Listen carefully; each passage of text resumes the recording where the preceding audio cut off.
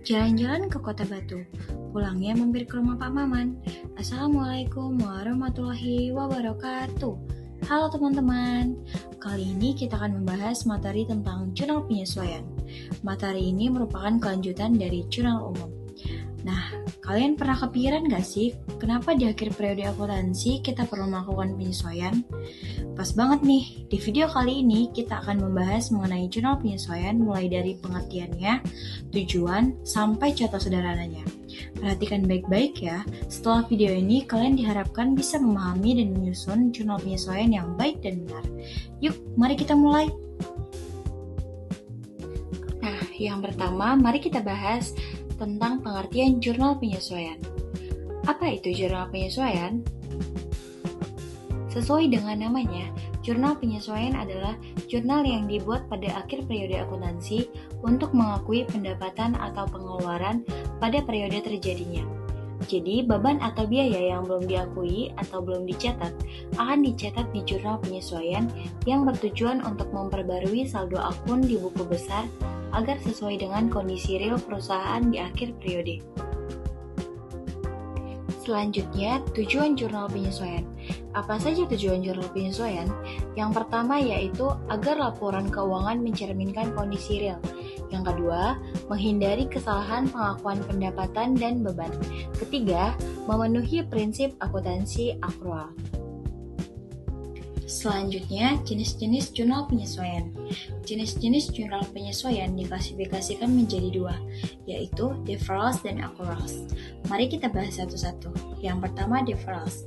Deferrals terbagi menjadi dua kategori, yaitu prepaid expense dan unearned revenue. Yang pertama, prepaid expense atau beban dibayar di muka, artinya adalah beban tersebut sudah dibayarkan secara tunai sebelum beban tersebut digunakan. Yang kedua, unearned revenue atau pendapatan diterima di muka. Artinya adalah kita sudah menerima uang tetapi kita belum melakukan layanan kepada pelanggan. Selanjutnya, accruals. Accruals terbagi atas dua kategori, yaitu accrued revenues dan accrued expense. Yang pertama, accrued revenues atau piutang pendapatan. Maksudnya adalah pendapatan atas jasa yang kita berikan, namun belum kita terima secara tunai. Yang kedua, accrued expense atau beban terutang. Maksudnya adalah beban yang sudah terjadi namun masih belum dibayar atau sering kita sebut beban yang masih harus dibayar. Agar lebih jelas, mari kita langsung ke contohnya saja. Yang pertama, deferral pada prepaid expense. Contoh transaksinya seperti bayar sewa atau iklan atau asuransi.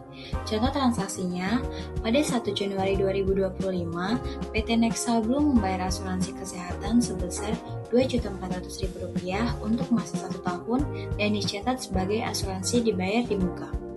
Otomatis pada akhir bulan, asuransi kesehatan perusahaan sudah kadaluarsa selama 1 bulan dan sudah dibebankan, sehingga kita perlu membuat jurnal penyesuaian untuk mencatat serta mengakui adanya beban asuransi atau insurance expense.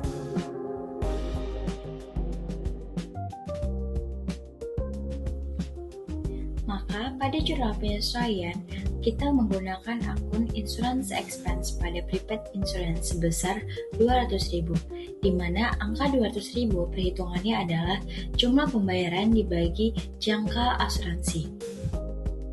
Selanjutnya, unearned revenue. Contoh transaksinya, pada 10 Januari 2025, PT Nexa Blue menerima pembayaran sebesar Rp2 juta untuk jasa yang akan diharapkan selesai di bulan Mei. PT Nexa Blue mencatat pembayaran tersebut sebagai pendapatan dibayar di muka atau unearned service revenue. Otomatis pada akhir bulan, pembayaran untuk jasa 1 bulan sudah diakui sebagai pendapatan atau service revenue. Nah, di akhir bulan dilakukan jurnal penyesuaian. Pendapatan diterima di muka atau unearned service revenue dikurangi. Lalu, sebagian sebesar Rp400.000 diakui sebagai pendapatan atau service revenue karena jasa sudah diberikan. Selanjutnya adalah accrual pada accrued revenue. Contoh soalnya, PT Nexa Blue telah menyelesaikan jasa servis senilai Rp1.800.000 pada 12 Januari, tetapi pembayaran baru akan diterima pada awal bulan Februari. Maka pada akhir bulan, walaupun uangnya belum diterima, jasa sudah selesai diberikan pada bulan Januari. Karena itu, pendapatan sebesar Rp1.800.000 tetap diakui sebagai pendapatan accrual atau account receivable.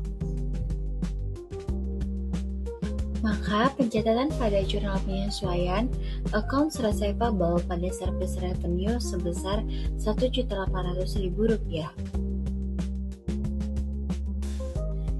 Yang kedua, accrual pada accrued expense. Contoh transaksinya, pada 24 Januari 2025, akun beban gaji neraca saldo menunjukkan saldo sebesar Rp6 juta. Pada akhir periode diketahui masih ada gaji karyawan yang belum dibayar sebesar Rp1.500.000. Maka di akhir periode, gaji yang belum dibayar tetap harus dicatat, karena itu merupakan beban gaji atau salaries and wages expense dan hutang gaji atau salaries and wages payable diakui sebesar Rp1.500.000. Pada akhir periode, pencatatan di jurnal penyesuaian salaries and wages expense pada salaries and wages payable sebesar Rp1.500.000 karena masih belum dibayar atau termasuk hutang gaji. Yuk, mari kita berlatih soal latihan jurnal penyesuaian. Pada 1 Januari 2025, PT Nextablo membayar sewa gedung sebesar Rp3 juta untuk 3 bulan. Jurnal penyesuaian yang diperlukan pada 31 Januari 2025 adalah, menurut kalian, manakah pilihan yang benar? Pilihan yang tepat adalah B. Pada akhir bulan, otomatis waktu sewa gedung perusahaan tersisa 2 bulan lagi, sehingga kita perlu membuat jurnal penyesuaian untuk mencatat serta mengakui adanya beban sewa atau rent expense. Maka pada jurnal penyesuaian, kita menggunakan akun rent expense pada prepaid rent sebesar Rp1 juta, di mana angka Rp1 juta perhitungannya adalah jumlah pembayaran dibagi lama sewa. Pergi ke pasar membeli buku. Tidak lupa pulang membawa pena. Jurnal penyesuaian kita pelajari bersama agar laporan keuangan tepat dan bermakna. Terima kasih telah menonton. Semoga materi ini dapat membantu kalian.